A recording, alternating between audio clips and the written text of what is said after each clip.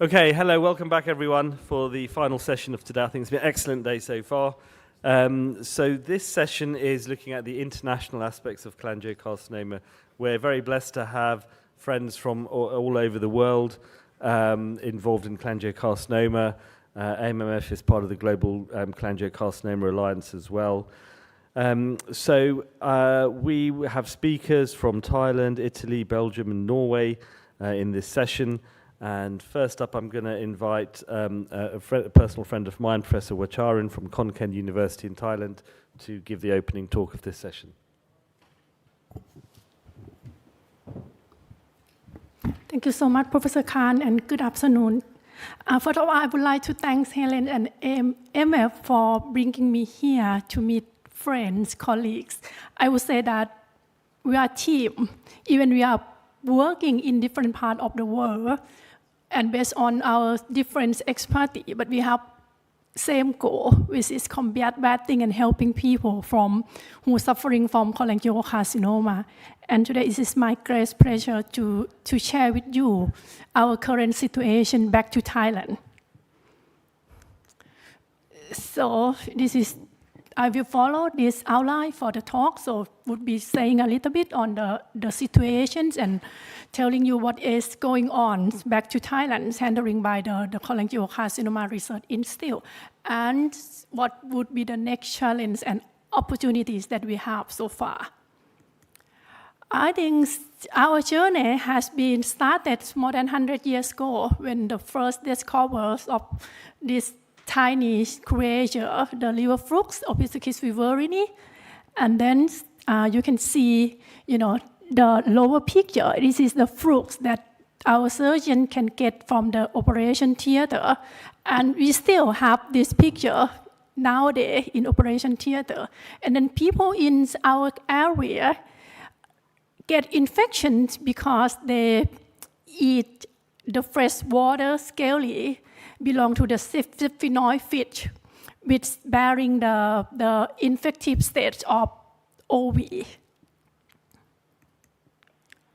And you can see its movement. So it's everywhere in the fish, in the scale, in meat. So this kind of fish is a major source of proteins for our people. So that's why a lot of them, a lot of menu that raw and uncooked, so that's why they acquire infections. And recently, it is estimated like 12 million of the people in Southeast Asia are getting infections, but I am quite sure that this is under, because based on the number that we have so far, only in Thailand, it is about 10 million of the people getting infections. And infection with the OV has been proven it is a direct cause of bile duct cancer or cholangiocarcinoma in our area. So that's why Thailand, so far, we have the highest incidence of cholangiocarcinoma in the world. And I would say that it is the most common cancer type. It's ranked number 1 in males and number 2 in female. And you can see this picture. This is also from the operation theater. You can see the cancer tissue here, and then you can see this is the fruits that inhabiting cancer tissue. Still, now they're in operation theater. Sometimes the surgeons can see this kind of picture with our people. And this is a bit different from picture that Professor Khan showing yesterday, but I would say that we are the capital city. I'm not proud with this situation, but I would say that, okay, we have the highest incidence of cholangiocarcinoma in the world, and based on this number, we have approximately 20,000 new cases a year. And then most of the people, they're living in the northeast, where I'm come from. Konkan is the center of the northeastern part of Thailand, and some of the people living in the north. I would say that I have quite similar behaviors of eating, so that's why they get infection. And we are working through the Cholangiocarcinoma Research Institute. So mainly, our objective is to research sustainable solutions to prove or solve the problem, and then we very happy to collaborate with many people all over the world in order to solve this problem for the people. And this is our, organizations. Actually, there are three main sectors working together. Firstly is cholangiocarcinoma, as I have mentioned, which is mainly working on research to develop the knowledge and also to develop kind of like innovation to use to prove the problem. So we do research ranging from very basic knowledge, and we do the clinical research. For example, we try hard to conduct the clinical trials, because if we can do clinical trials, it means our patient can be, access for the drug treatment. And also we do translational research. We go to the community. We bring the knowledge that we can have from the research and also the innovation to the people to solve that problem.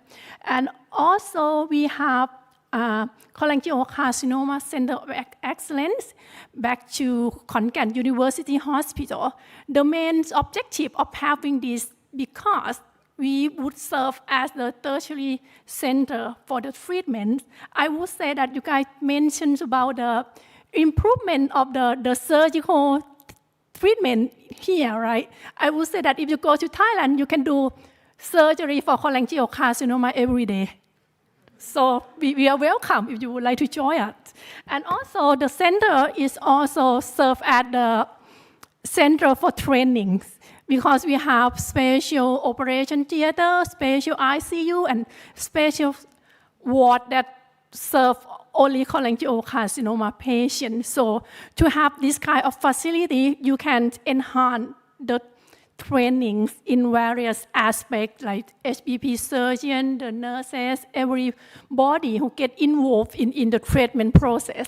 And also, just recently, we just got the grant from the National Research Council of Thailand to serve as a hub of knowledge and research development for cholangiocarcinoma. So in the hub, we mostly serve as the transferring organization. We do a lot of trainings because we would like to communicate and expand the knowledge that we have to the people, ranging from very specific group of people, the clinician, the nurse, and then down to the community leader, the people, every sector. So this is what we have doing as the team back to Thailand.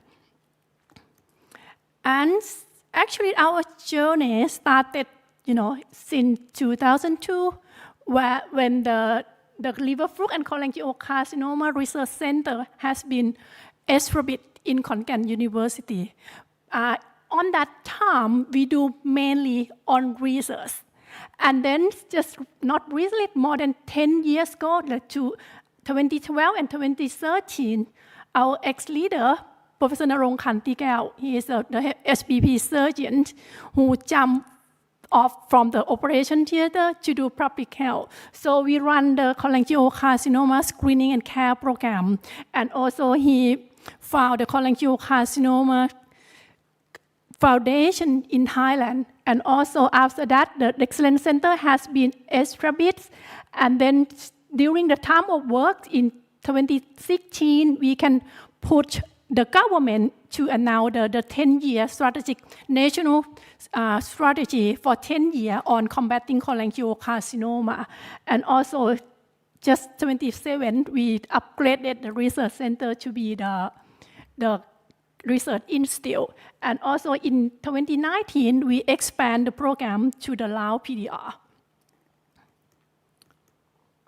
And this is our friends and network, ranging from the domestic network, mainly involved in the Ministry of Health, Ministry of Agriculture, Education, and also recently we work with the Ministry of Interior and various universities, faculty ranging from the health science to the social science and also the education to engineer. So many sectors getting involved. And then we have almost 3,000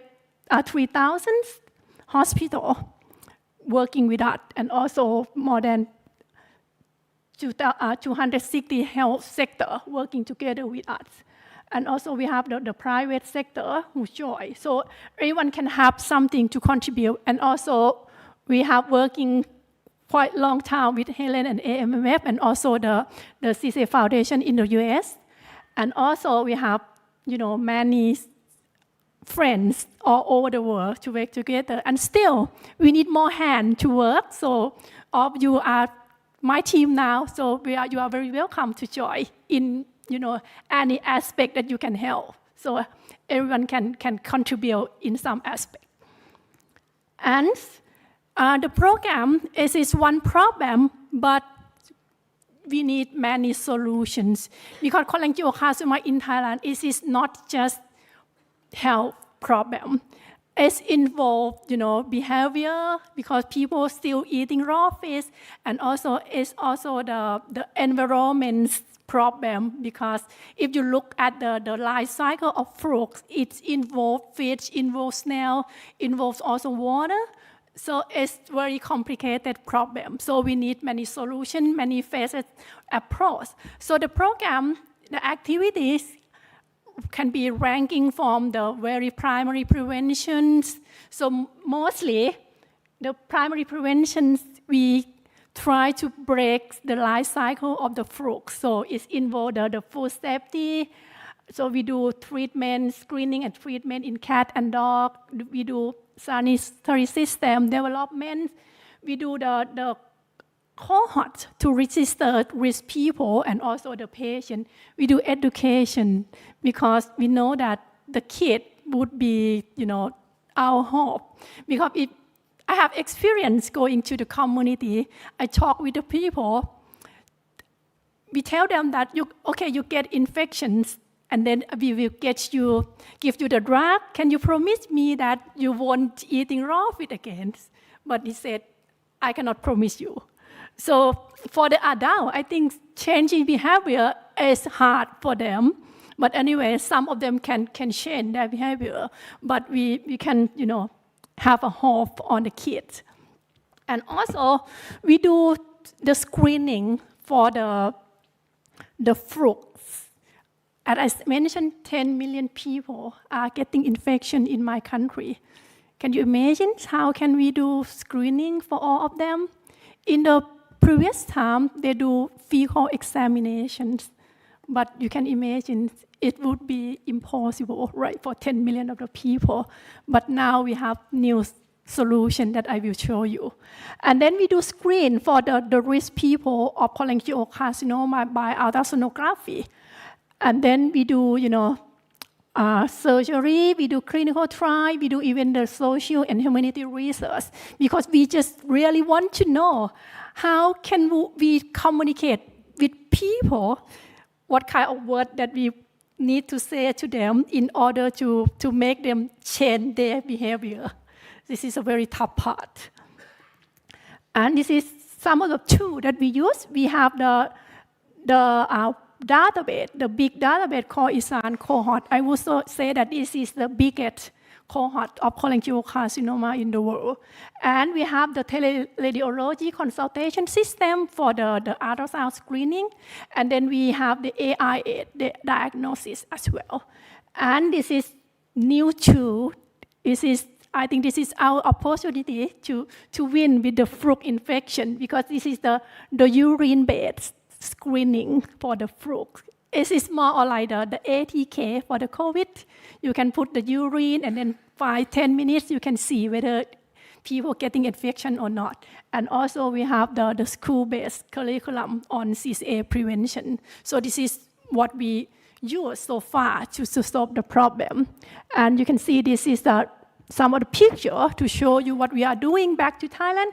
So ranking from, prevention, we educate the young kids, we do screening for the fruit and also the cholangiocarcinoma. We do trainings for the treatments. So many, all aspects of the work has been done in Thailand. And then we do also trainings, as I mentioned. So we have the training program for the SPP surgeon. So if you are interested, we are very welcome you to join. And also we have the nursing program as well. We have the program for, the GP to do ultrasound screening. We do, training for the people, the public health people to do registration. We do the course training for the teacher, for the students, or even the community leader, and also, the general people. So as a result, so far, so we do have approximately 3.6 million people are now in the cohort, and also about 1 million of them has been diagnosed with the OV and then get treatments. 800,000 had been ultrasound screening, and then some of them who are categorized as a suspected case had been sending further for the CT MRI and get operation or get treatment in any way that can be afforded for them. And then based on the urine screenings, as I mentioned, it is about 10 million of the people getting infections. It is about 40% of the population getting infection with the flukes in Thailand. And what we can do as a good thing is now we can change, based on the screening by ultrasound, we can change the ratio of the patients to be very early stage. Because prior to the program, we have just only 20% of people at the early stage. They always come with advanced stage to the hospital. So based on the screening program, we can change this ratio. And as I mentioned, during this period, when we invented the screening program, we can bring up the 5-year survival. I think I'm happy with this number, but I think we can do more best. I would like to bring up this number because you guys talking about the drug treatments after surgery. I think this would be help to bring up, the 5-year survival of my people. And it is clearly shown that the screening does help in terms of, survival. And then if you can see, get the early state of patient, you can get the no-node metastasis, and then you can do the R0 surgery, which is in turn can increase the survival of the people. And we have, recently increasing number of people who get screening to be treatment in the hospital. And we also, as I mentioned, during doing work in Thailand, we also expand our program to Lao PDR under the support of the Kaduri Foundation and also Imperial College London. So we mainly working in 3 areas so far, in Vientiane, Suvarnakhet, and in Champasak, which is the south of Laos. In this area, believe it or not, it is about 80% of people getting infection with the OV. It is a very high number. So we try to develop the human resource in order to do screening, to do treatment for cholangiocarcinoma, and we try to raising awareness of the people in that area. Actually, we would like to set up the health system there, but I would say that it's quite tough because when compared to Thailand, Laos nowadays is about 30 years, when compared to Thailand, back to 30 years. So we still have very high number of people getting infection. For cholangiocarcinoma, they don't have a good registration system, but I'm sure that if they have a good registration system for CCA patients, we might lose the champions, Thailand. I think it's higher in Lao PDR. And this is some of the picture of activity. We went to do liver fluke and CCA screening in Lao PDR. So we have the SPP surgeon from Laos to be with us on training for 2 years. So 4 of them so far. And we do surgery in Laos. Because actually before we go to work there, they can't do SPP surgery. But we try to help them to setting the treatment center out there. And also we recently implemented the school-based curriculum to Lao. So our curriculum has been translated to be Lao language, and then we do training for the teacher, and we do, curriculum implementation in Lao. So this is some of the challenge so far.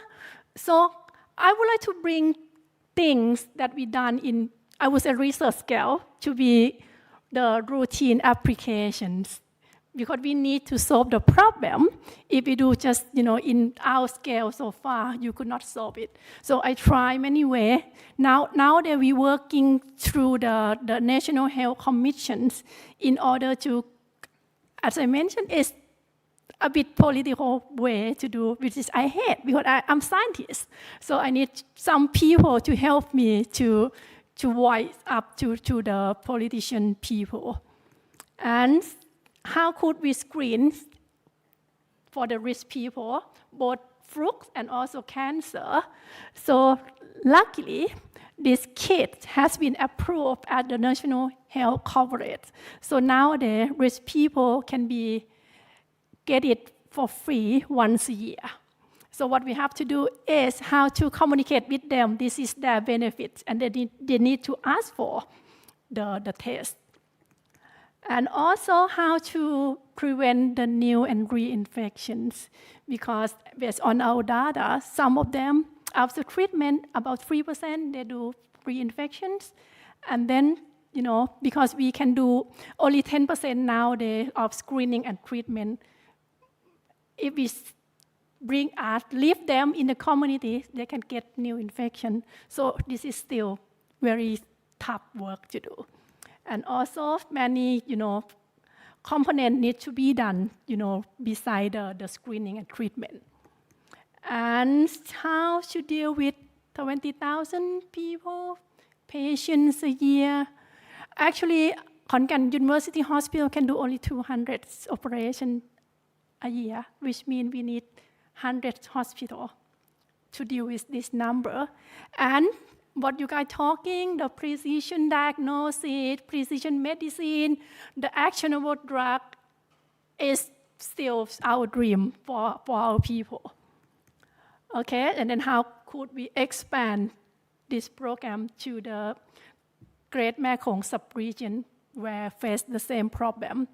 And I would say that all things that we do would be dedicated to this great man, Professor Narong Khantikeo, who dedicates the entire of his life on combating cholangiocarcinoma.